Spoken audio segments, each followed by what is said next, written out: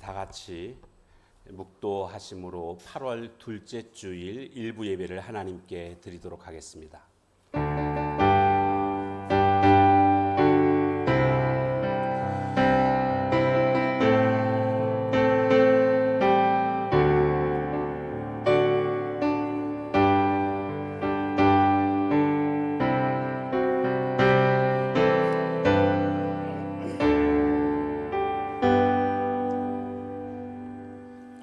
오직 여호와를 앙망하는 자는 새 힘을 얻으리니 독수리가 날개치며 올라감 같을 것이요 다른 박질하여도 곤비하지 아니하겠고 걸어가도 피곤하지 아니하리로다. 아멘. 하나님 감사합니다. 무더위 속에서도 우리의 건강을 지켜주셔서 또 오늘 주님 앞에 나와 예배드릴 수 있도록 인도해 주시니 감사합니다. 이 한 시간 예배를 통해서 온전히 하나님께 영광 돌려드리며 또 우리에게는 하나님이 예비하신 큰 은혜와 능력을 공급받는 시간이 되기를 소망합니다. 오직 예배에 집중하게 하시고 주님을 향한 우리의 중심이 흐트러지지 않도록 성령님께서 인도해 주옵소서. 예배 시종을 주님께 의탁하며 예수님의 이름으로 기도합니다. 아멘. 자리에서 다 같이 일어나셔서 임내송 찬양하겠습니다.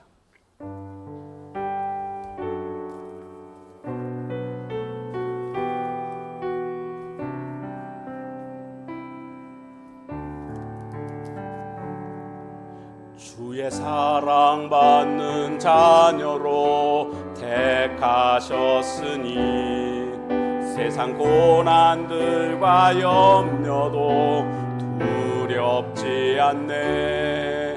어떤 결과에도 감사로 고백할 것은 나는 주님 한 분만으로 행복함이라. 하나님을 믿음이 나에게 복이라. 주가 내 아버지 되심이 나에게 복이라. 주를 찬양하게 하심이 나에게 복이라. 주께 예배하게 하심이 나에게 복이라. 하나님을 믿음이 나에게 복이라. 주가 내 아버지 되심이 나에게 복이라.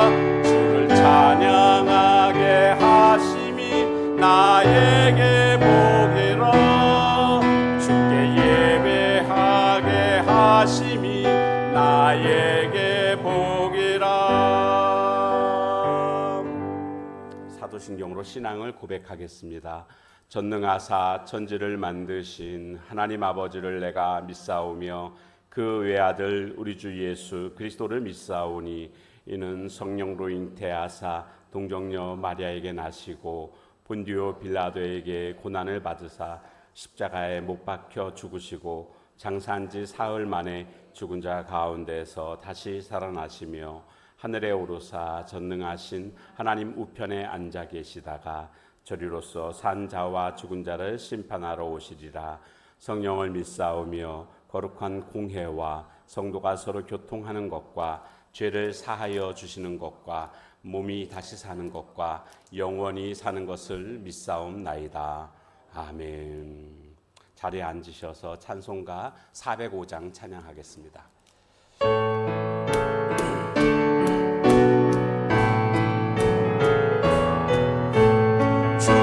친절한 팔에 안기세 우리 맘이 평안하리니 항상 기쁘고 복이 되겠네. 영원하신 팔에 안기세 주의 팔에 그 크신 팔에 안기세 주의 팔에 영원하신 팔에 안기세 날이 갈수록 주의 사랑이 무방명하게 비치고 천성하는 일 편히 가리니 영원하신 팔에 안기세 주의 팔에 그 크신 팔에 안기세 주의 팔에 영원하신 팔에 안기세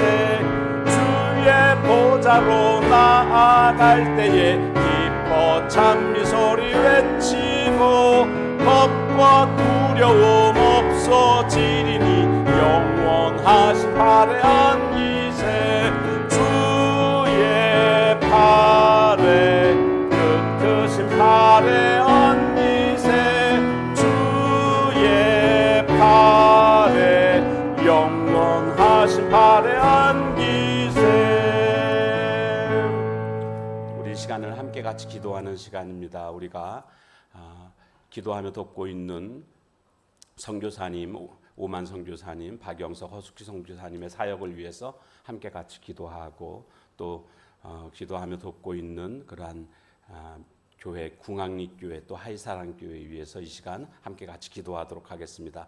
기아 대책을 통하여서 돕고 있는 4명의 아이들 소코원, 리영허, 김리연, 우타랑 이렇게 4명 그리고 한국 컴패션 통해 돕고 있는 롱법과 기쿤디로 2명의 또 아이들 하나님께서 이들을 잘 이끌어 주셔서 믿음으로 성장해서 귀하게 쓰임 받는 하나님의 자녀들 되게 해달라고 우리가 함께 같이 기도하도록 하겠습니다. 또 기도할 것은 이 지역의 복음화를 위해서 우리 교회가 하나님 앞에 아름답게 쓰임 받는 그런 교회 되게 하시고 날마다 기도와 성령이 충만한 교회로 그렇게 세워지게 해달라고 함께 같이 기도하고 오늘 드려진 예배 가운데 또 하나님의 은혜를 사모할 때에 성령님께서 우리의 마음의 문을 활짝 열어주셔서 말씀을 통해서 하나님의 음성을 듣고 하나님과 교제하며 성령 충만해서 돌아가는 시간 되게 해달라고 우리 다 같이 통성으로 함께 같이 기도하는 시간 갖도록 하겠습니다.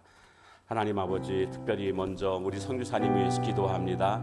오만 또 이젠 또 앞으로는 또 사우디아라비아에서 또 사역하게 될 터인데 이 사역 가운데 하나님이 함께 하셔서 복음의 진보가 있게 하시고 그들이 필요로 하는 모든 것들 하나님께서 채워주셔서 부족함 없이 하나님의 사역을 잘 감당하게 하나님 역사해 주시옵소서. 또한 하나님 우리가 또 기도하며 돕고 있는 궁악리교회와 하이사랑교회에 하나님께서 은혜를 더하셔서 날마다 하나님의 선한 뜻을 이루는 교회들 되게 하시고 목사님 가정 위에 하나님께서 필요한 모든 것들을 다 채워주심으로 날마다 하나님의 영광 드러내는 복된 교회들 되게 하옵소서. 또 기아 대책과 컴패션을 통하여 돕고 있는 6명의 아이들이 믿음 안에서 잘 자라게 하시고 하나님의 그들의 삶 가운데 동행해 주셔서 하나님의 선한 뜻을 이루는 귀한 아이들 되어질 수 있도록 제목들로 성장할 수 있도록 하나님 함께해 주옵소서. 우리 교회가 이 지역에서 하나님 지역 복음화를 해서 아름답게 쓰임받는 교회 되게 하시며 날마다 말씀과 믿음과 성령으로 충만한 교회 되어서 하나님 건강한 교회로 세워가도록 하나님께서 은혜 베풀어 주옵소서. 오늘도 예배 가운데 하나님의 은혜를 사모합니다. 성령님 우리의 마음의 문을 활짝 열어주시고 하나님 말씀을 함께 듣는 과정 속에서 큰 은혜가 임하게 하시고 새 힘과 능력을 공급받아서 능력 있는 하나님의 사람들로 살아갈 수 있도록 하나님 우리 가운데 임재해 주시옵소서. 예배 가운데 하나님 함께 하실 주님을 찬양합니다. 이 시간도 한 사람 한 사람 다 만나주시고 새롭게 해 주시옵소서. 예수님의 이름으로 감사하며 간절히 기도하옵나이다. 아멘. 하나님 감사합니다. 이 시간 우리 모두가 함께 같이 간절히 하나님께 기도했습니다. 기도하지 못한 내용들까지도 하나님께서 다 아시오매 하나님 응답하시고 지금도 살아 역사하심을 하나님 우리의 삶 가운데 나타내 주옵소서. 이 시간도 하나님의 은혜를 사모하는 모든 자들 하나님 그 마음속에 말씀과 성령으로 충만히 임재해 주옵소서. 예수님의 이름으로 감사하며 간절히 기도하옵나이다. 아멘. 시간은 성경 봉독 시간입니다. 윤순환 권사님께서 봉독해 주시겠습니다.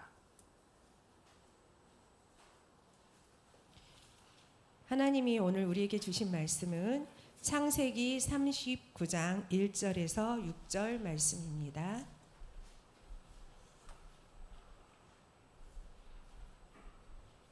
교독하시겠습니다.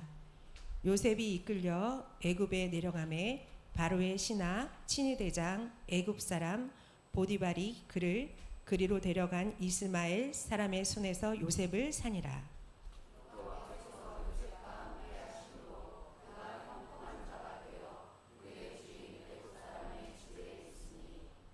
그의 주인이 여호와께서 그와 함께 하심을 보며 또 여호와께서 그의 범사에 형통하게 하심을 보았더라.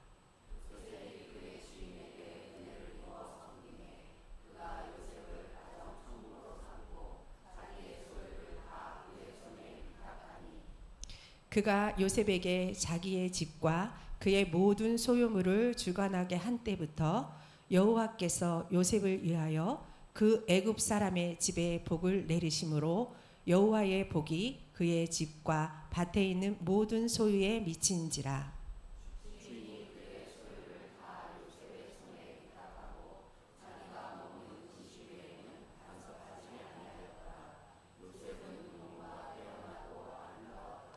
아멘. 임마누엘 성가대 찬양이 있겠습니다.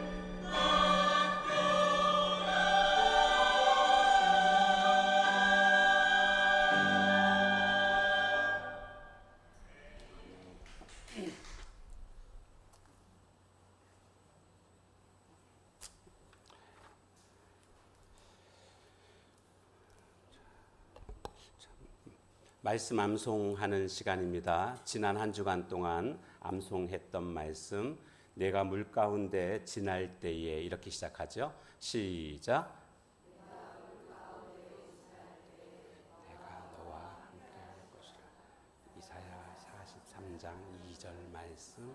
아멘. 예, 이번 주 말씀입니다. 너무 놀라지는 마시고요.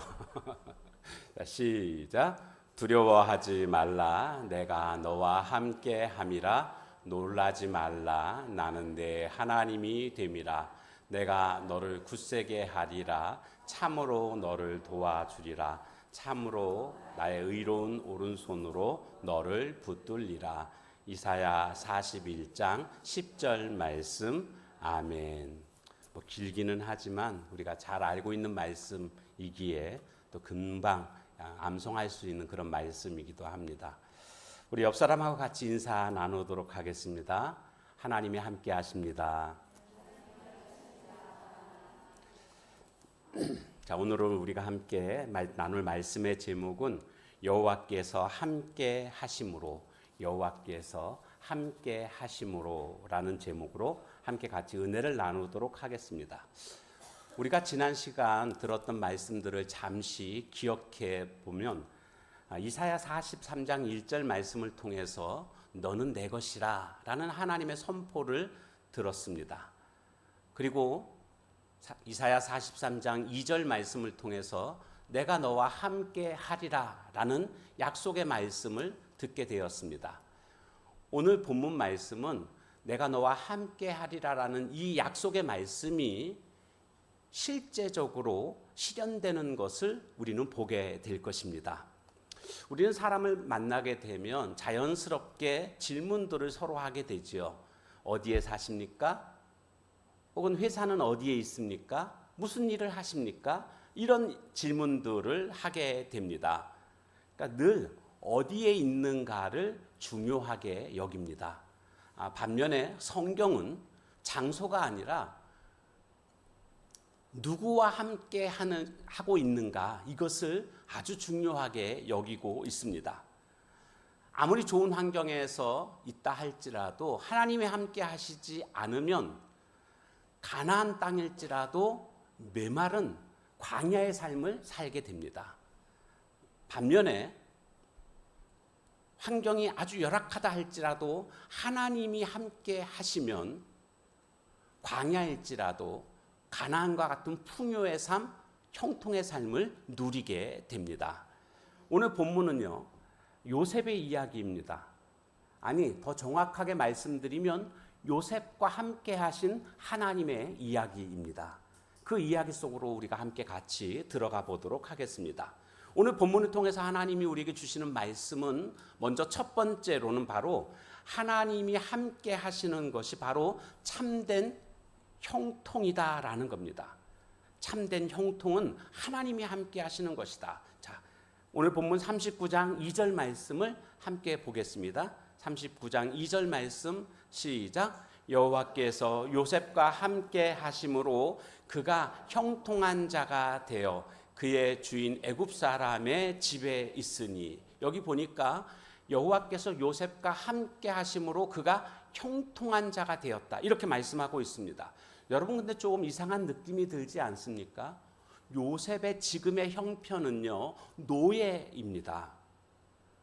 보디발 장군의, 애굽 나라 보디발 장군의 노예 생활을 하고 있습니다. 그런데 성경은 지금 그를 향하여 형통한 사람이라고 말하고 있습니다. 우리 눈에 볼 때는요, 전혀 그렇지가 않거든요. 물론 그가 훗날에 애굽의 총리가 됩니다. 그러나 그것은 나중의 일이고 지금 현재는 노예에 불과하다라는 거지요. 가족과 지금 생이별했습니다. 자유도 잃었지요. 미래도 완전히 다 잃어버린 것 같은 그런 상황 아닙니까? 그럼에도 불구하고 성경은 놀랍게도 그를 향하여 형통한 사람이다라고 말하고 있습니다. 어떻게 노예가 형통한 사람이 될 수 있을까요? 그 이유를 성경은 한 문장으로 그렇게 설명하고 있습니다. 여호와께서 요셉과 함께 하심으로. 여호와께서 요셉과 함께 하심으로. 그러니까 성경이 말하고 있는 형통은 다른 것이 아니라 여호와께서 함께 하시는 것, 이것이 바로 형통이다라고 말하고 있습니다. 세상은 어떻게 말합니까? 건강, 좋은 직장, 많은 재물, 이런 조건들을 통해서 형통한 사람이다라고 평가합니다. 그러나 성경은 그렇게 말하고 있지 않다라는 거죠. 하나님이 함께 하시면 그것이 형통이요, 하나님이 함께 하시지 않으면 아무리 많은 것을 가지고 있다 할지라도 그것은 형통이 아니다라는 겁니다. 우리는 종종 기도할 때 어떻게 기도합니까? 이렇게 기도합니다. 하나님, 이 환경을 좀 바꿔달라고. 그런데 하나님께서는요, 그 환경을 얼마든지 바꾸실 수 있는 분이십니다. 그럼에도 불구하고 하나님은 뭐라고 대답하실까요? 환경의 변화는요, 나중입니다. 하나님은 항상 이렇게 말씀하십니다. 그래, 내가 너와 함께 할게. 이게 하나님의 응답이라는 거죠. 성경의 원리가 원래 그렇습니다. 하나님이 함께 하심으로 말미암아 다윗이 광야에서도 노래하게 됩니다. 바울이 감옥에서도 찬양하게 됩니다. 왜요? 이유는 딱 한 가지입니다. 환경이 좋아진 게 아닙니다. 회복된 게 아닙니다. 하나님이 여전히 함께 하시니까. 그러니까 노래하고 찬송할 수 있었던 것입니다. 어떤 아이가 아버지하고 함께 캄캄한 밤길을 걸어가게 됩니다. 캄캄하니까 무섭지요. 근데 아버지가 묻습니다. 손전등 줄까? 그러니까 아이가 손사래를 칩니다. 아니요, 저는 그냥 아버지 손잡고 갈래요. 손전등은 길만 계속 비추게 됩니다. 그런데 아버지가 아들의 손을 붙잡고 목적지까지 데려갑니다. 우리는요, 늘 손전등을 구합니다. 건강 주세요. 돈 주세요. 문제 해결해 주세요. 그런데 하나님은 손을 붙잡아 주십니다. 내가 너와 함께 하겠다고. 그러니까 형통이라는 것은요, 손전등을 가진 사람이 아니고요, 아버지의 손을 붙잡는 사람, 그 사람이 형통한 사람입니다. 지금 내 삶이 어쩌면 노예처럼 느껴질지도 모르겠습니다. 앞이 안 보입니다. 그렇다고 해서 오해하지 말아야 될 것은 하나님이 떠나신 것이 아닙니다. 하나님은 오늘 본문을 통해서 분명히 말씀하십니다. 내가 너와 함께 한다. 여호와께서 함께 하심으로 하나님께서 우리의 길을 인도하신다라는 거죠. 이 한 문장, 여호와께서 우리와 함께 하심으로, 이 한 문장을 믿을 수만 있다면 오늘 우리는 조건과 환경과 상관없이 형통한 삶을 살아갈 수가 있습니다. 물론 환경이라는 것이 우리의 삶을 막 흔들 수는 있습니다. 그러나 하나님이 함께 하시는 자는 결코 그 환경으로 인해서 무너지지 않습니다. 그러므로 오늘 우리는 기도가 좀 달라져야 됩니다. 하나님, 이 환경을 좀 바꿔주십시오. 이런 기도에서 하나님, 나와 함께 해주십시오. 어떤 환경 속에서도 저와 함께 해달라는 이 기도가 먼저 되어야 하겠습니다. 왜 그렇습니까? 환경은 하나님의 때가 되면 바뀌기 마련입니다. 우리의 삶은 하나님이 함께 하시는 그때부터 이미 형통이 시작된 것입니다. 그래서 진정한 형통은 무엇이냐? 하나님이 함께 하시는 것 그 자체가 형통이다라는 것을 오늘 우리는 본문을 통해서 확인할 수가 있습니다. 자, 두 번째로 오늘 본문을 통해서 깨닫게 되는 것은 바로 이것입니다. 하나님이 함께 하시는 사람은 삶으로 하나님을 증거합니다. 삶으로 하나님을 증거한다. 자, 3절 말씀을 한번 같이 보도록 하겠습니다. 3절 말씀 시작. 그의 주인이 여호와께서 그와 함께 하심을 보며 또 여호와께서 그의 범사에 형통하게 하심을 보았더라. 이 말씀은 굉장히 놀라운 말씀입니다. 왜냐하면 보디발이 하나님이 함께 하시는 것을 보았다는 겁니다. 보디발은 애굽 사람 이방인입니다. 하나님에 대해서 전혀 알지 못하는 사람입니다. 그런데 그가 하나님을 보았다는 겁니다. 그러면 어떻게 보았을까요? 요셉이 보디발 장군한테 설교했다고 말씀하고 있지 않습니다. 성경 공부 인도했다고 말씀하고 있지 않습니다. 그러면 어떻게 보디발 장군이 하나님을 볼 수 있었을까요? 그것은요, 바로 요셉의 삶을 통해서입니다. 요셉의 삶을 잘 보니까 하나님이 함께 하시는 것을 발견하게 된 것입니다. 우리는 종종 복음은 말하는 것으로 그렇게 생각을 합니다. 전도라는 것도 복음을 전달한다라는 것은 복음을 전하는 것을 말로만 생각을 하지만 성경은 복음은 삶으로도 전달된다라는 것을 우리에게 알려주고 있습니다. 물론 말로도 전해야 되지만 삶으로도 복음이 전파된다라는 것을 우리는 발견하는 겁니다. 누구를 통해서요? 요셉을 통해서. 요셉이 보디발 장군한테 뭐 하나님 믿으십시오. 제가 믿는 하나님 믿으십시오. 그렇게 말했다는 기록이 없습니다. 그는 삶으로 하나님을 보여줬습니다. 그런데 그의 위치가 지금 노예잖아요. 굉장히 억울하게 노예가 됐습니다. 잘못한 거 없이 형들의 그런 미움으로 말미암아 노예가 됐거든요. 그래서 이웃 나라로 지금 팔려오게 된 거 아닙니까? 그의 마음속에 사실 원망으로 가득 찰 수밖에 없는 그런 상황입니다. 그런데 요셉의 삶을 보게 되면요, 원망이 나오질 않습니다. 여러분, 원망하는 사람하고 함께 있어 보십시오. 하루 종일 그의 입에서 짜증을 부리는 모습들을 보게 됩니다. 제가 전에 교회에서 전도사 부목사 생활할 때 입에서 짜증이라는 말을 달고 사는 그런 분이 계셨습니다. 구역 식구 중에. 모여서 얘기 시작하려고 그러면 짜증난다고 아마 계속 짜증 얘기를 하는 거예요. 몸이 아파서 짜증나고 뭐가 어때서 짜증나고, 이 짜증이라는 단어를요, 제가 구역 예배 1시간 드리는 동안 한 그분한테서만 한 5번은 듣는 것 같아요. 그러다 보니까 예배 끝나고 나면 제가 짜증이 나는 거예요. 그 단어 자체를 쓰면 안 돼요. 짜증이라는 단어를.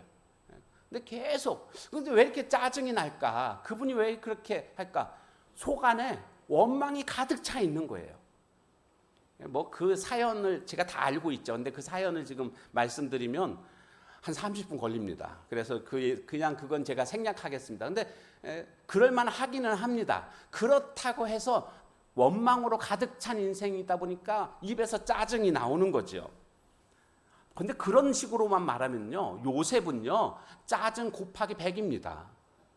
왜요? 원망으로 가득 찼거든요. 그런데 전혀 짜증을 내지 않습니다. 자기의 주어진 일에 최선을 다하는, 마치 이것이 내 일인 양 성실하게 보이지 않는 곳에서도 열심히, 작은 일도 작은 일이라고 생각하지 않고 최선을 다하는 이런 모습이 바로 요셉의 모습이었다라는 거죠. 그러니까 보디발 장군이 볼 때에 보통의 사람이 아니거든요. 그가 또 하는 행동을 보니까 하나님께 기도하고 또 막 이런 모습들 보게 되고, 그리고 그가 하는 모든 일이 다 잘 되는 거예요. 그러니까 그의 삶에서 하나님이 요셉과 함께 하시는구나, 이렇게 그가 인정하게 되었다라는 거죠. 요셉의 삶은 어떤 삶이었을까? 한마디로 코람데오의 삶이었습니다. 히브리어로 코람데오라는 말이 있는데 이 말은 하나님 앞에서라는 뜻입니다. 하나님 앞에서의 삶. 그래서 성경은 창세기 39장 9절 말씀, 뒤에 이어지는 말씀을 볼까요? 9절 말씀을 보니까 이 집에는 나보다 큰 이가 없으며 주인이 아무것도 내게 금하지 아니하였어도 금한 것은 당신뿐이니 당신은 그의 아내임이라. 그런즉 내가 어찌 이 큰 악을 행하여 하나님께 죄를 지으리까. 요셉이 아주 잘생긴 몸짱이었습니다. 6절에 보면 용모가 아주 뛰어났다라는 게 나오고 있지 않습니까? 오늘 본문에. 그런데 보디발 장군의 이 아내가 눈짓을 하는 겁니다.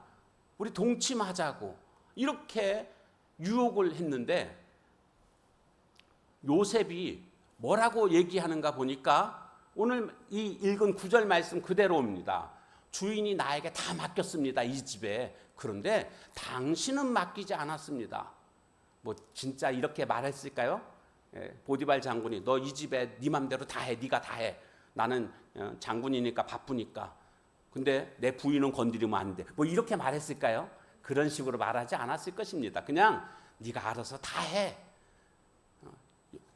그렇지만 보디발 장군의 아내를 건드리는 것은 상식적으로 말이 안 되지요. 그런데 지금 이렇게 요셉이 얘기를 하는 겁니다. 나한테 다 맡겼지만 당신을 맡긴 것은 아닙니다.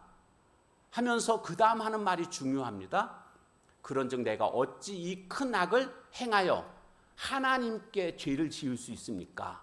그러니까 보디발 장군의 아내의 유혹을 단순히 그냥 주인 보디발에 대한 어떤 배신으로 생각한 게 아닙니다.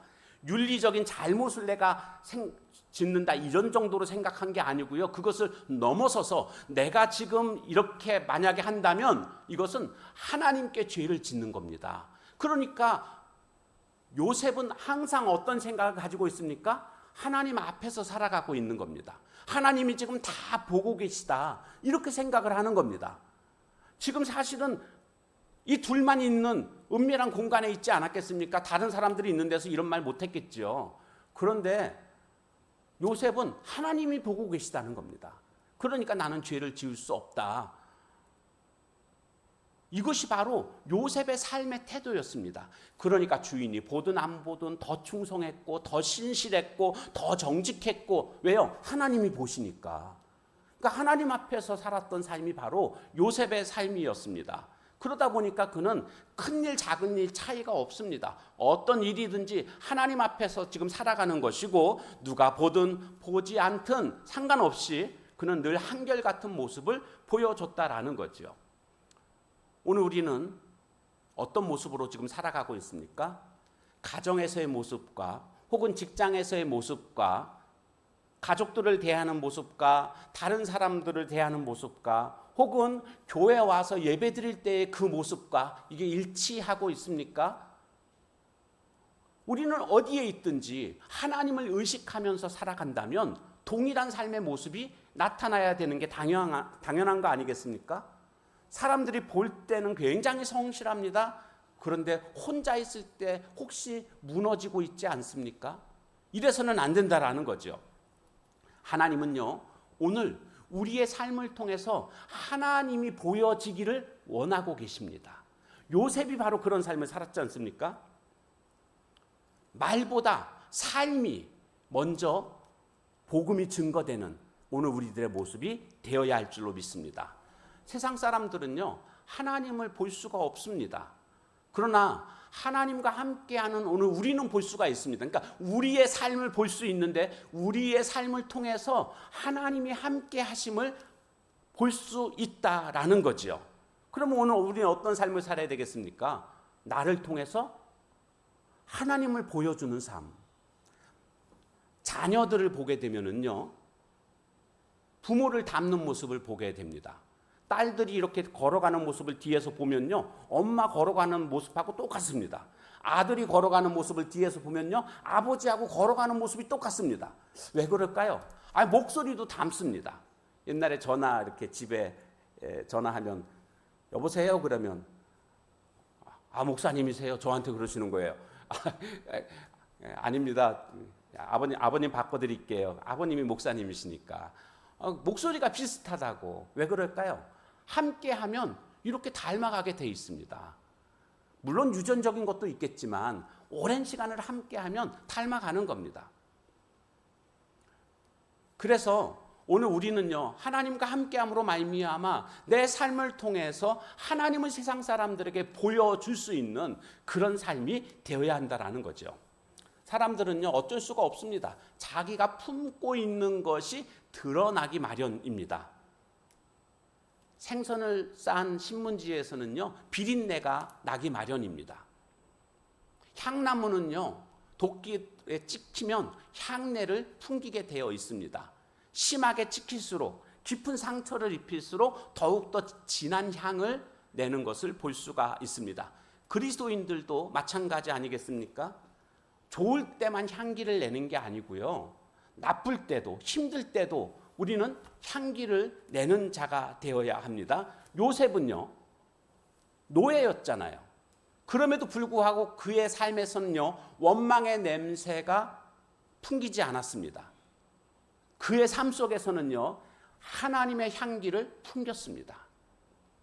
오늘 우리도 내 지금의 상황과 환경과 상관없이, 조건과 상관없이 하나님의 향기를 내뿜는 오늘 우리들의 모습이 되어야 하겠습니다.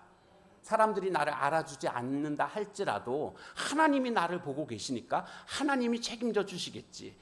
보이는 곳에서 혹은 보이지 않는 곳에서도 우리는 한결같이 묵묵하게 우리는 맡겨진 일을 감당해야 되겠습니다. 세상이 몰라준다고요? 괜찮습니다. 낙심하지 마십시오. 왜요? 하나님이 알아주시니까요. 보디발 장군도 처음부터 요셉을 통해서 하나님을 보지는 못했을 것입니다. 시간이 지나면서 보니까 하나님이 계시네, 하나님이 함께 하시네. 그것을 시간이 지나면서 자기의 주어진 삶에 충실한 그 요셉을 통해서 보디발 장군은 발견하게 됐을 것입니다. 말보다 신실함을 통해서 발견하게 되는 겁니다. 우리가 아무리 말을 열심히 해도 나의 삶이 엉망이면 그 말에 먹혀들질 않습니다. 그 말에 사람들이 인정하지 않습니다. 삶이 그래서 중요하다라는 것을 깨달을 수가 있습니다. 그래서 입술의 선포보다 삶의 내용이 더욱더 위력을 발휘하는 모습들을 우리는 쉽게 찾아볼 수가 있습니다.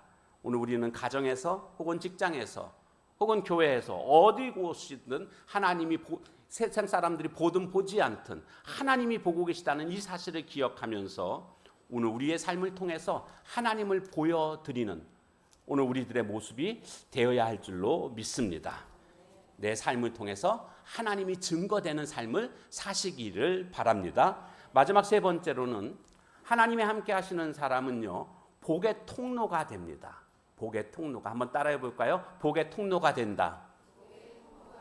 4절 말씀을 한번 보겠습니다. 4절 말씀 시작. 요셉이 그의 주인에게 은혜를 입어 섬김에 그가 요셉을 가정 총무로 삼고 자기의 소유를 다 그의 손에 위탁하니. 지금 다 맡겼잖아요. 다 맡겼어요. 자, 근데 그 다음에 5절 말씀에 놀라운 말씀이 나오고 있습니다. 5절 말씀 한번 같이 보겠습니다. 시작. 그가 요셉에게 자기의 집과 그의 모든 소유를 주관하게 한 때부터 여호와께서 요셉을 위하여 그 애굽 사람의 집에 복을 내리심으로 여호와의 복이 그의 집과 밭에 있는 모든 소유에 미친지라. 여기 보니까 다 맡겼는데 그 맡은 그때부터, 주관하게 한 때부터 그랬잖아요. 이때부터 변화가 일어나기 시작합니다. 그러니까 그 전에는 요셉이 안 맡았던 거죠. 근데 요셉이 맡자마자 변화가 일어나기 시작하는데 복이 임하는 겁니다. 집과 밭에. 그런데 중요한 말씀이 뭐죠? 여호와께서 요셉을 위하여 그 애굽 사람의 집에 복을 내리셨다. 이 무슨 뜻입니까? 요셉 때문에 그 집이 복을 받았다라는 겁니다. 이 말이 굉장히 놀라운 말씀 아닙니까? 하나님께서 일하시는 놀라운 방법을 우리는 보게 됩니다. 하나님은요, 요셉을 귀하게 여기셨지요. 그래서 그에게 축복을 해주시는데 그가 가는 곳마다 하나님이 복을 주시는 겁니다. 그러니까 요셉이 보디발 집에 딱 들어가니까 그가 노예든 뭐로 들어갔든지 간에 그를 복 주시기 위해서 그 집을 복 주십니다. 그러니까 그 집 주인은요, 그냥 자기가 잘해서 복 받은 게 아닙니다. 요셉 때문에 복을 받은 겁니다. 이게 하나님의 방식이라니까요. 그러니까 하나님은 나에게 복 주시기를 원하셔서 나에게도 복을 주시지만 내가 가는 곳마다 나를 통해서 그 가정이, 그 지역이 복을 받게 된다라는 것이 성경의 원리고 하나님의 일하시는 방법입니다. 아브라함 부르실 때 하나님이 뭐라고 부르셨죠? 너는 복이 될지라, 이렇게 말씀하십니다. 너는 복이 될지라가 무슨 뜻이죠? 너를 통해서 주변에 있는 모든 사람들이 복을 받게 된다, 그런 뜻으로 말씀하신 겁니다. 그러니까 아브라함이 복된 사람이 되는 것, 거기에서 끝나는 게 아니라 아브라함을 통해서 그 가문이 복을 받고 그 민족이 복을 받게 되는 이런 일이 벌어지게 됐는데, 이게 하나님이 일하시는 방법이라는 거죠. 오늘 요셉도 마찬가지 아닐까요? 비록 노예입니다. 노예임에도 불구하고 그가 보디발 장군의 집에 들어가니까 요셉으로 인하여서, 요셉 때문에 그 보디발 장군의 집이 같이 복을 누리게 됐다라는 겁니다. 그러니까 하나님의 섭리는요, 잘 살펴보게 되면 어떤 공통점을 발견하게 되는데, 한 사람을 통하여 일하시는구나, 한 사람을 통해서 많은 사람을 살리시는구나, 이런 원리를 발견하게 됩니다. 노아 한 사람으로 말미암아서 인류를 보존하시지요. 모세 한 사람을 통해서 이스라엘 백성들을 이끌어 주십니다. 그런가 하면 다윗 한 사람을 통해서 이스라엘이라는 그런 든든한 나라를 세우시는 모습을 볼 수가 있습니다. 궁극적으로 예수 그리스도를 통하여서 세상을 구원하시는 이런 모습을 보게 됩니다. 이 한 사람이 중요하다는 거죠. 근데 이 영향력이라는 것은요, 자리에서 나오는 게 아닙니다. 세상 사람들은 자리가 사람을 만든다, 이런 얘기들 많이 하죠. 그러나 성경은 그렇게 말씀하지 않죠. 하나님이 그 사람을 만든다는 겁니다. 하나님이 함께 하시면. 이게 중요한 것입니다. 요셉이 자리가 높았기 때문에 영향력을 발휘해서 그 집이 복을 받은 게 아니고요. 비록 노예였지만 하나님이 함께 하시니까 그 집이 복을 받게 됐다라는 겁니다. 원인은 하나님이 함께 하셨다라는 것입니다. 우리는 종종 생각하는 게 뭐죠? 내가 좀 더 높은 지위에 오르게 되면 내가 더 하나님께 크게 쓰임 받을 수 있을 텐데, 이런 생각들을 합니다.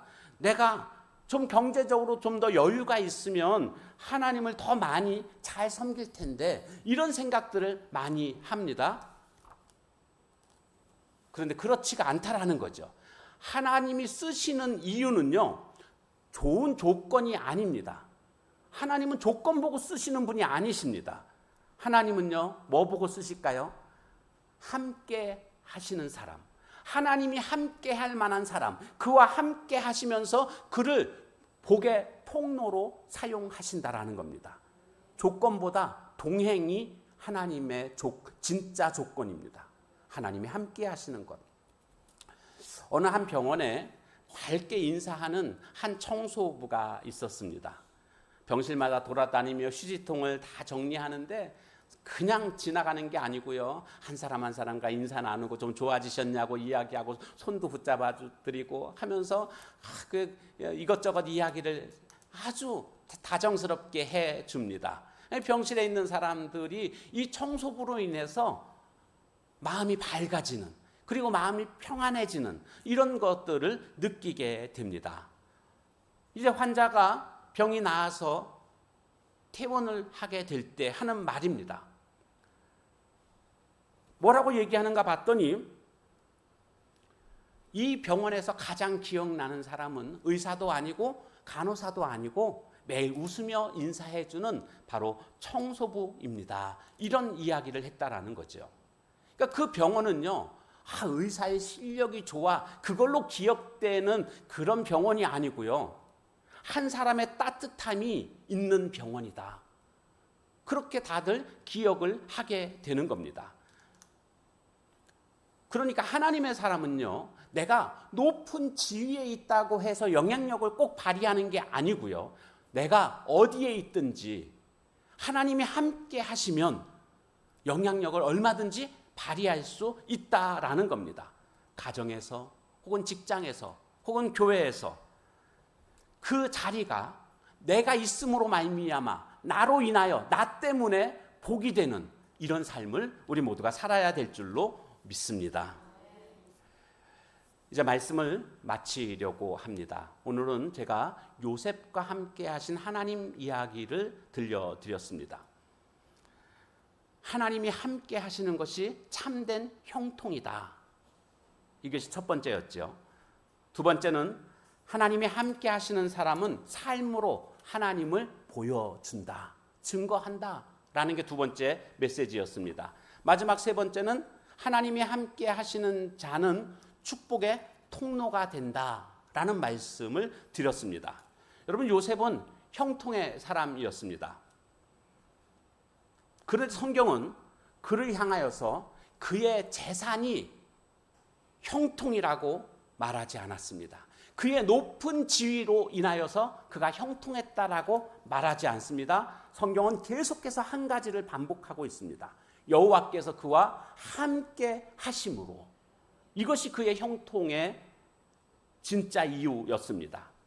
오늘 성도들의 최고의 목표는요, 그래서 형통이 되어서는 안 되고요, 하나님이 함께 하시는 것, 이것이 우리의 최고의 목표인 줄로 믿습니다. 황제 펭귄을 아십니까? 남극에 살고 있는 펭귄이지요. 다른 펭귄들보다 가장 큰 펭귄이기도 합니다. 그런데 이 남극의 그 온도는 너무 춥습니다. 영하 40도에서 영하 50도까지 가는 아주 혹독한 그런 추위임에도 불구하고 거기에서 알을 부화시키는 모습을 볼 수가 있습니다. 아내들이 알을 낳고 이제 먹이를 구하러 떠납니다. 그러면 남편들은 그 알을 두 발 위에다가 올려놓고는 65일 동안 굶습니다. 뭘 먹으면 내려놔야 되잖아요. 그러니까 아예 굶습니다. 그리고 추위 때문에 이 알을 바닥에 내려놓지 않습니다. 내려놓게 되면 얼어서 죽기 때문에 내려놓지 않고 간혹 실수로 떨어뜨리는 걸 제가 영상을 통해서 봤거든요. 그냥 불에 댄 것처럼 말이죠. 화들짝 놀라면서 얼른 다시 발 위에다 올려놓는 이런 모습들을 볼 수가 있었습니다. 근데 그 시간이 만약에 오래 지나면 조금이라도 지체되면 알이 얼어서 금방 죽게 되니까요. 근데 그들이 그 추위를 견디는 방법이 굉장히 놀라운 방법입니다. 허들링이라고 이야기를 하는데 마치 단팥빵처럼 동그랗게 모여 있습니다. 빼곡히. 그래서 살과 살을 부딪히면서 그렇게 있는데 가만히 있는 게 아니라 이렇게 살짝 계속 움직입니다. 옆으로 계속 한 바퀴씩 돕니다. 계속 돌면서 가운데쯤에서는 또 안으로 들어가는 길이 있습니다. 그래서 바깥에서 한 바퀴 돌게 되면 춥잖아요. 안으로 들어가는 거예요. 그리고 안에 있는 그 펭귄은 안에 있다가는 이제 바깥으로 이렇게 또 나와요. 그게 이게 계속 순환이 됩니다. 그 온도를 쟀더니요, 영하 40도가 넘는 그 상황 속에서도 그 안에 있는 펭귄은요, 체온을 24도 정도로 유지할 수 있다고 합니다. 그러니까 이제 거기서 발에다가 알 올려놓은 상태에서 그렇게 하는 겁니다. 그러면서 알을 부화시키는 모습을 볼 수가 있습니다. 그 혹독한 추위 속에서도 함께 허들링하면서 추위를 견디는 모습을 보게 됩니다. 혼자라면 절대 불가능한 일이지요. 근데 함께 하니까 그렇게 부활을 시키는 이런 모습들을 보게 됩니다. 문득 우리의 신앙이 떠오르게 됩니다. 우리 인생 속에서도 아주 추운 겨울이 다가올 때가 있습니다. 기도해도 응답이 없고 아무리 둘러봐도 출구가 보이지 않는 이런 상황들을 맞닥뜨릴 때가 있더라는 거죠. 우리는 그때 하나님께 묻습니다. 하나님, 정말 저와 함께 하시는 거 맞습니까? 그때 하나님은 항상 한결같습니다. 내가 너와 함께 함이라. 이것이 하나님의 그런 말씀이기도 합니다. 그런데요, 이 하나님의 함께 하심이라는 것은 우리 삶 속에 닥쳐오는 이런 폭풍우를 없애주시는 방식으로 그렇게 역사하기보다는 하나님의 함께 하심을 통해서 오늘 폭풍 속에서도 우리를 붙잡아 주시는 이런 모습들을 우리는 경험하게 됩니다. 막 문제는 여전히 있어요. 문제가 사라지지 않았어요. 근데 어디선가부터 이상하게 견딜 만한 힘이 생기는 겁니다. 길이 보이지 않아요. 그럼에도 불구하고 한 걸음 내디딜 수 있는 그런 용기가 생깁니다. 바로 이것이 하나님이 함께 하시는 자에게 역사하시는 하나님의 임재의 모습이라고 할 수가 있습니다. 인생의 겨울을 지나고 계십니까? 겨울이 길다고 폭풍과 몰아친다고 하나님이 떠나신 것이 아닙니다. 분명한 것은 하나님이 여전히 우리와 함께 하십니다. 보이지 않아도 하나님은 여전히 계십니다. 하나님이 함께 하시면 내가 지금 우리가 당장 이 폭풍우를 멈출 수 없을지는 몰라도 그 폭풍우를 견디면서 얼마든지 하나님과 함께 지나갈 수 있음을 우리는 경험하게 됩니다. 내가 너와 함께 함이라. 이 한마디면 충분합니다. 아무리 내 인생에 추운 겨울이 찾아온다 할지라도 가장 하나님은 가까이 계시는 분이기 때문에 그렇습니다. 이사야서 43장 1절 말씀은 너는 내 것이라는 하나님의 선포였습니다. 너는 내 소유다 라는 그런 뜻이지요. 그리고 2절 말씀은 내가 너와 함께 하리라. 내가 너를 책임지겠다. 내가 너를 보호하겠다. 내가 너를 인도하겠다. 그런 뜻이기도 합니다. 그리고 오늘 본 창세기 39장 이 말씀은 이제 실제적으로 여호와께서 우리와 함께 하시는 모습을 우리가 발견하게 됩니다. 어떤 역사적 증거를 우리는 보게 된 것입니다. 여러분, 약속이 현실이 되면은요, 현실은 우리에게 믿음의 근거를 제공합니다. 그걸 보면서 우리는 믿음을 갖게 되는 거죠. 현실을 보면서. 그래서 저는 이 설교를 마치면서 이렇게 말씀드리고 싶습니다. 이사야의 하나님은 요셉의 하나님이었다.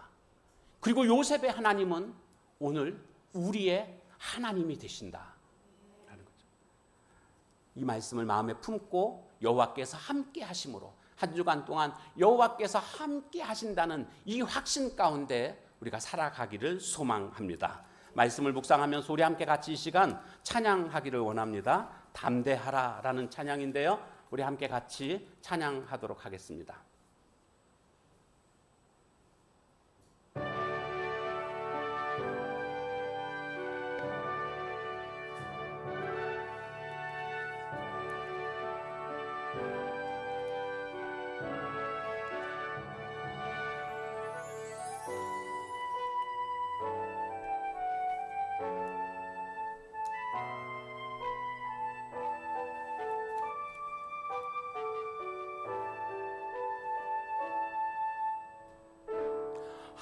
하나님의 자녀는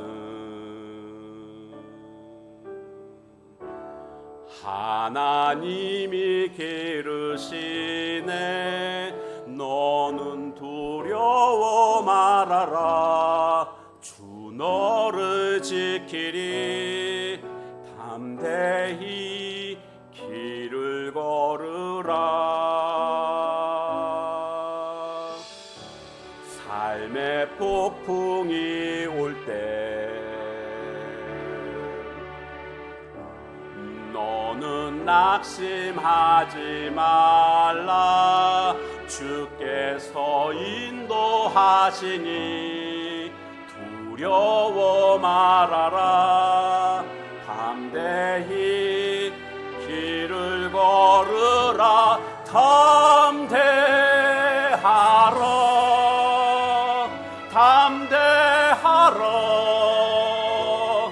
주께서 너와 함께 하신다. 담대하라.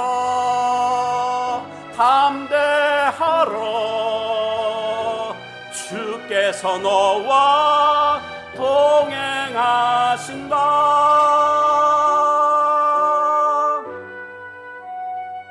너는 내 것이라고, 내가 너와 함께 하리라고, 그리고 여호와께서 함께 하심으로 이 말씀이 우리 마음속에서 살아있기를 소망합니다. 세상 친구 떠날 때 너는 두려워 말아라. 주께서 내 편 되셔서 늘 동행하시리. 담대히 길을 걸으라. 담대하라. 담대하라. 주께서 너와 동행하신다. 담대하라. 담대하라. 주께서 너와 동행하신다. 내가 믿고 또 의지함은 내 모든 형편 아시는 주님 늘 보호해 주실 것은 나는 확실히 아네.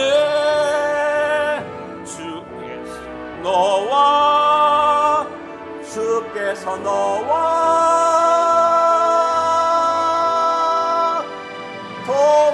동행하신다. 담대하라. 우리 이 시간 함께 같이 기도하도록 하겠습니다. 하나님께서 함께 하십니다. 여호와께서 함께 하시는 것, 이것이 우리 삶의 가장 큰 축복입니다. 이것이 형통입니다. 이 말씀이 내 안에서 살아있게 해달라고, 한 주간도 이 말씀 붙들고 살아갈 수 있게 해달라고. 하나님이 함께 하시는 것이 형통이요, 하나님이 함께 하시는 사람은 삶으로 하나님을 증거하고, 하나님이 함께 하시는 사람은 축복의 통로가 되니까 나를 통해서 우리 가정이, 우리 이웃이, 우리 교회가 이 나라와 민족의 복을 받게 해달라고. 우리 시간 다 같이 통성으로 함께 같이 기도하겠습니다. 하나님 아버지, 하나님 감사합니다. 오늘 여호와께서 함께 하시는 것, 이것이 참된 삶의 형통임을 깨닫게 되었습니다. 오늘 우리는 세상의 조건들로 말미암아 형통을 생각했지만 전혀 그렇지 아니하고 하나님이 함께 하시는 그 자체가 형통임을 깨닫게 되었습니다. 주여, 하나님이 함께 하심을 붙잡게 하옵소서. 상황과 상관없이 노예였지만 상관없이 형통했던 것처럼 하나님 오늘 나의 조건과 상관없이 형통의 사람이 되게 하옵소서. 하나님이 함께 하시면 삶으로 하나님을 증거할 줄로 믿습니다. 내가 하나님 이 삶을 통해서 하나님을 증거하게 하옵소서. 내 말을 통해서, 내 삶을 통해서 하나님 증거하는 삶이 되게 하시고, 함께 하시는 사람은 복의 통로가 되는 것을 깨닫게 되었습니다. 요셉으로 말미암아 보디발 장군의 집이 밭이 복을 받았던 것처럼 나로 우리 가정이, 우리 교회가, 이 땅이 복을 받게 되는 이와 같은 삶을 살아갈 수 있도록 하나님 함께해 주시옵소서. 나로 인하여 우리들의 자녀가, 나로 인하여 우리들의 남편과 우리들의 아내가, 우리 가문이 복을 받는 이와 같은 축복의 통로로서의 삶을 살아갈 수 있도록 하나님 역사해 주시옵소서. 주님, 그렇게 하나님 이 시간도 인도해 주실 주님을 찬양하며 예수님의 이름으로 기도합니다. 아멘.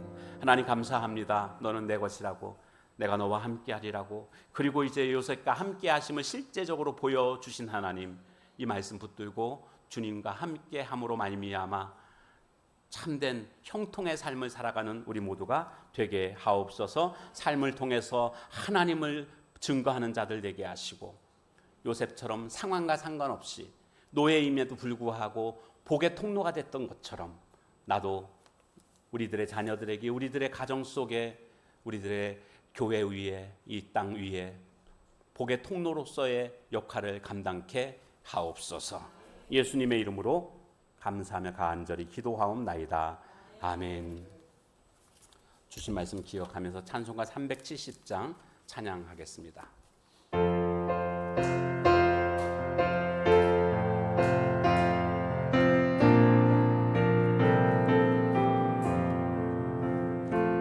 주 안에 있는 나에게 난 근심이 있으랴. 십자가 밑에 나가 내 짐을 풀었네. 주님을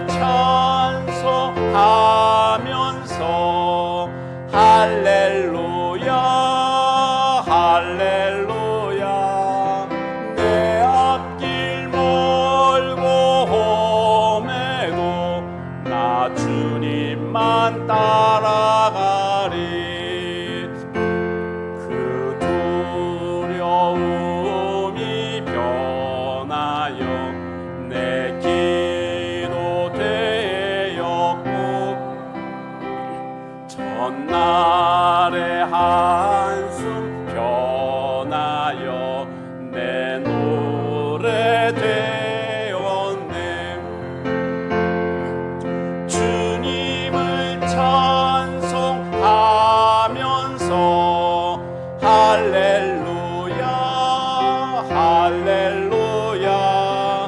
내 앞길 멀고 험해도 나 주님만 따라가리.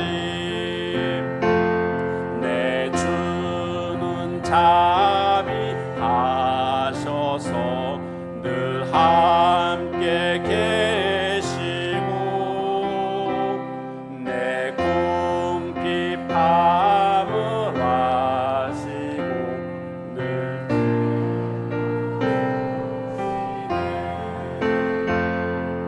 주님을 찬송하면서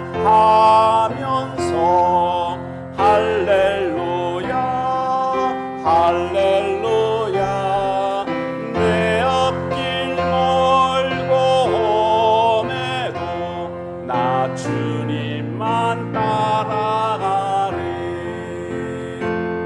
내 주와 맺은 언약은 영불변하시니,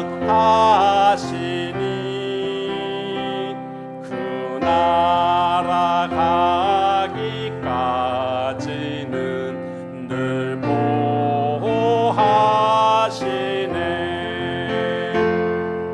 주님을 찬송하면서 할렐루야 할렐루야. 내 앞길 멀고 험해도 나 주님만 따라가리. 감사헌금만 알려드립니다. 직분은 생략합니다. 김정희 집사님, 모든 영광 하나님께 올려드립니다. 윤순한, 주님의 인도하심을 사모합니다. 무명으로 감사임을 드렸고요. 또 선교 헌금, 또 구제 헌금 10의 1조, 또 주정 헌금 드린 손길이 있습니다. 기도하겠습니다. 하나님 감사합니다. 오늘도 하나님 말씀을 통하여서 새 힘을 얻게 해주시니 감사합니다. 한 주간 동안 우리들의 마음속에 여호와께서 함께 하심으로 이 한 문장이 살아있게 하시고, 이 한 문장으로 충분한 인생을 살아가는 저희들 모두가 되게 하옵소서. 주님의 은혜를 기억하며 마음을 다하여 정성껏 주님 앞에 예물 올려드립니다. 믿음의 고백을 받으시고 우리 주님께서 더 좋은 것들로 충만히 채워 주옵소서. 축복하며 우리 구주 예수님의 이름으로 기도하옵나이다. 아멘. 교회 소식 알려드리겠습니다. 주보 뒷면을 참조하시면 되겠습니다. 예배 참석하신 여러분들을 환영하고요. 사랑고 여름 캠프가 지난 월요일 날 은혜 중에 마쳤습니다. 이 모양 저 모양으로 많이 기도해 주시고 도와주신 분들에게 감사드립니다. 교회 교육선교회라는 그 어린이 선교 단체에서 오셔서 그렇게 잘 인도해 주셨습니다. 그분들이 가시면서 그러시더라고요. 오히려 우리가 힘을 얻게 됐다고, 사랑고 선생님들 보면서 큰 힘을 얻게 됐다고 그렇게 말씀을 해 주시기도 하셨습니다. 힘써주신 모든 성도님들께 감사를 드립니다. 여름 신앙훈련 이제 마지막 새벽 이슬 청년부 여름 수련회가 있습니다. 위에서 계속 기도해 주시기를 부탁을 드리겠습니다. 병원에 입원 중인 성도님, 이사영 장로님 다보스 병원에 입원해 계신데요. 위에서 함께 같이 기도해 주시면 감사하겠습니다. 자리에서 일어나셔서 폐회송 부른 후에 축도로 예배를 마치겠습니다.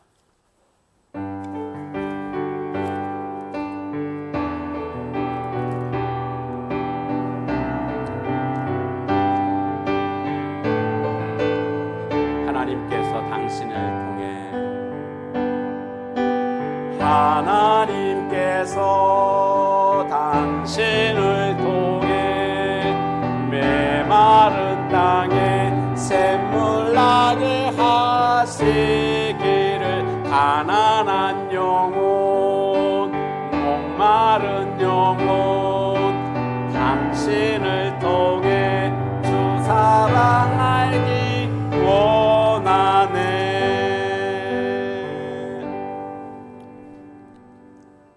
이제는 복음 들고 세상을 향하여 나아가는 주의 백성들에게 예수 그리스도의 은혜와 하나님의 사랑과 성령의 교통하심이 우리 마음속에 여호와께서 함께 하심을 기억하며 그 능력으로 살아갈 것을 다짐하며 이 시간 주 앞에 머리 숙인 저들 모두 위에 이제로부터 영원히 함께 있을지어다. 아멘. 아멘. 붙잡아 주시옵소서. 여호와께서 함께 하시는 이것을